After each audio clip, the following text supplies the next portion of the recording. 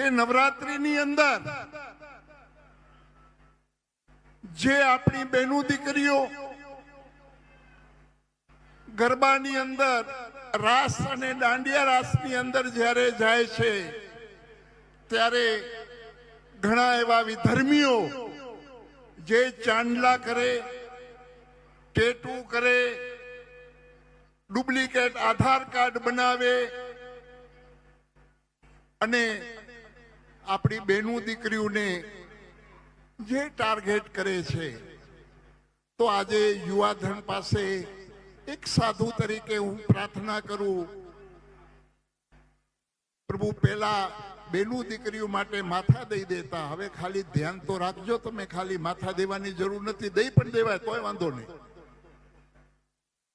દીકરીની રક્ષા માટે માથું પણ દઈ દેવાય તોય વાંધો નહીં. પણ નવરાત્રીની અંદર ખાસ પ્રભુ જ્યાં જ્યાં પંડાલો હોય ત્યાં અહીંયા જ્યાં તમે મારો અવાજ સાંભળો છો, તો એક સાધુ તરીકે, ભગવા ભેખ તરીકે હું તમને પ્રણામ કરીને કહું છું કે દાંડિયા ઓછા રમજો, પણ આપણી બહેનો દીકરીઓ રમતી હોય